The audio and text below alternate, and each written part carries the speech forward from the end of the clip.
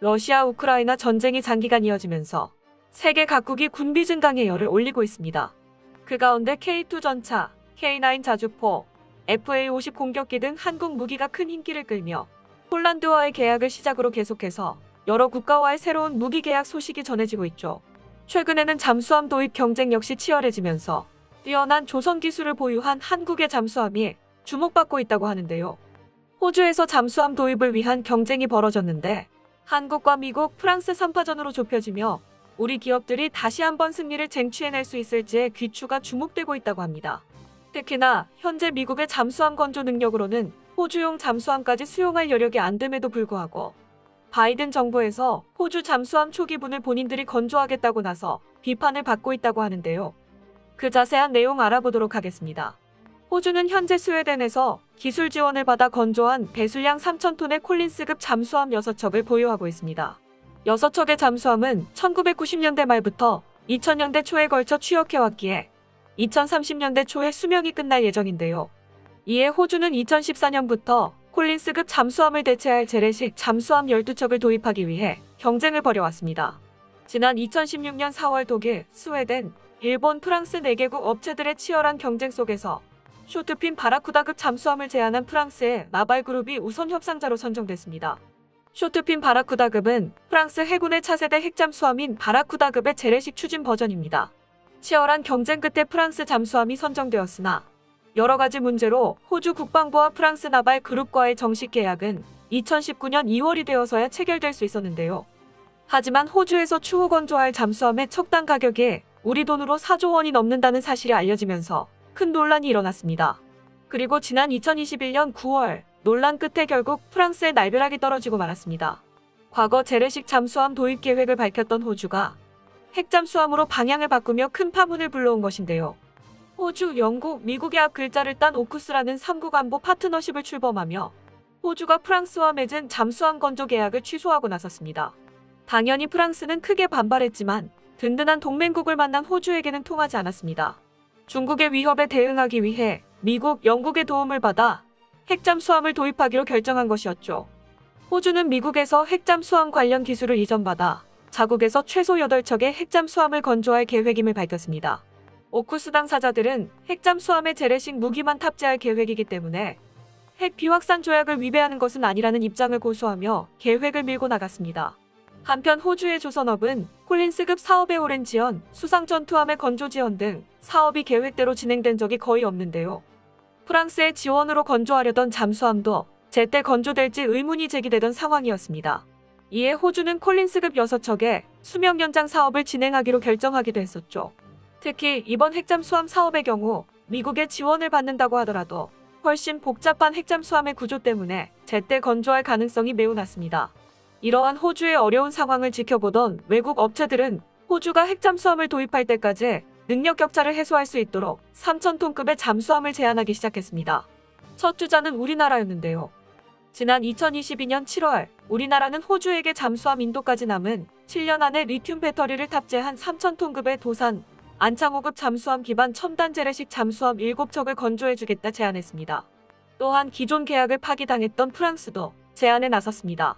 지난 9월 오쿠스에게 등을 찔렸다며 불쾌감을 나타냈던 프랑스 대통령이 호주 해군 능력의 격차를 해소하기 위해 프랑스에서 건조한 재래식 잠수함 4척을 제안했다는 사실이 알려진 것입니다.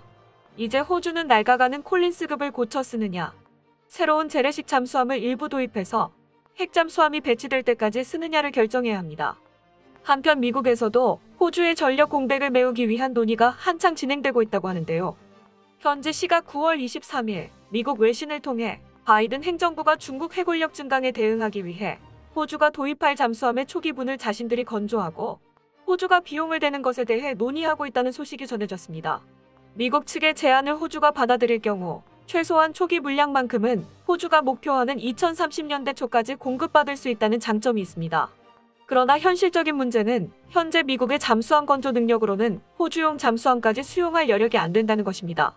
미 해군은 여러 차례 미국 잠수함 건조업체들의 능력이 떨어지고 그 때문에 비용 및 일정이 초과되고 있다고 비판해왔습니다.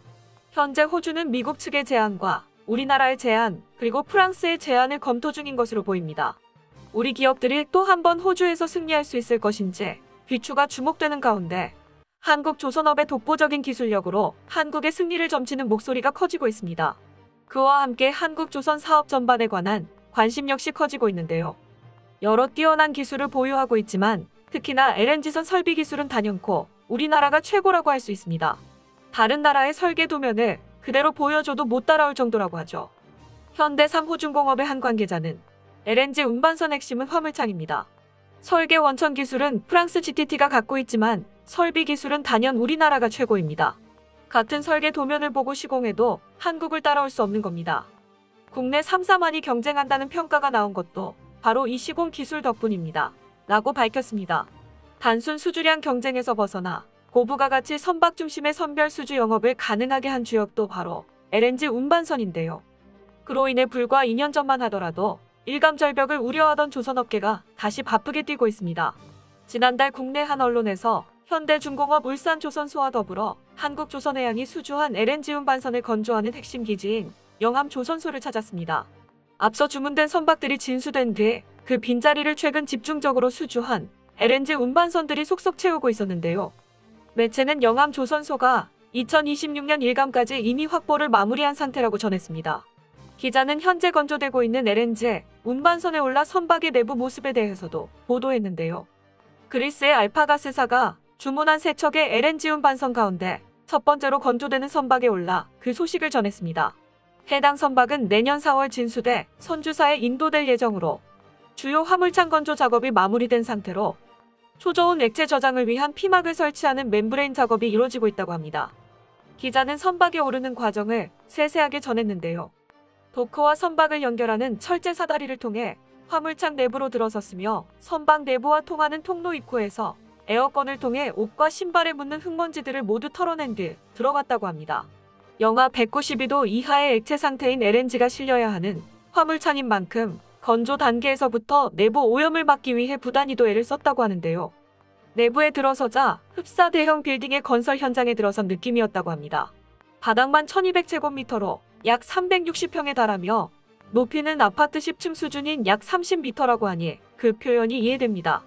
이곳 화물창에만 5만여 톤의 LNG를 실을 수 있다고 하는데요. 이 선박은 이러한 규모의 화물창 3기를 탑재할 것이며 폭이 좁은 선수엔 소형 화물창을 배치할 예정이라고 합니다. 이렇게 총 4개의 화물창을 탑재하는 선박에 LNG 운반량은 무려 17만 4천 톤에 달합니다. 현장을 안내한 현대삼호중공업 책임자는 급저온 상태에서 액화 보관된 LNG가 끊임없이 기체 상태로 되돌아가려는 성질을 지니고 있어 이를 제어하는 기술이 핵심이라고 소개했습니다. 영하 196도 이하를 버틸 수 있는 초고성능 후판으로 만든 스테인리스 주름판으로 가장 바깥을 감싸고 방열 우레탄 폼으로 한 번 더 감쌉니다. 그 후 유리섬유막으로 후처리까지 하면 화물창 건조 작업이 끝나게 됩니다. 바로 이 감싸는 작업에 경쟁국은 쫓아올 수 없는 한국만의 강점이 숨어 있다고 하는데요. 안정적인 LNG 수송을 위해 필수적인 화물창을 GTT의 설계대로 제작한다고 해도 시공 능력에서 경쟁국과 차이를 보이게 된다고 합니다. 또한 해당 책임자는 현대삼호중공업의 핵심은 용접 기술에 있다고 설명했습니다. 현대삼호중공업은 얇지도 두껍지도 않게 화물창 전체 이음매가 동일한 강도를 지닐 수 있게 자동화 설비를 구축한다고 하는데요. 과거에는 용접 작업 전체를 사람의 손으로 해야 했습니다. 그 때문에 고숙련된 작업자가 투입되더라도 상당한 시간이 소요될 수밖에 없었는데요. 현재는 자동화되어 자동화 용접 설비가 화물창 벽면을 따라 이동해가며 용접을 반복했습니다. 이렇게 고성능 용접을 전문으로 하는 로봇이 작업을 맡은 뒤로는 선박 건조 기간도 짧아지게 됐다고 합니다. 또한 책임자는 본행이 잘 돼야 자연적으로 기화하는 LNG 양을 줄일 수 있고 안정적으로 수송도 할 수 있다며 본행 작업은 화물의 안정적인 수송뿐 아니라 선박 본체가 급저온에 노출돼 파괴되는 것을 방지하는 데도 결정적인 역할을 한다고 강조했습니다.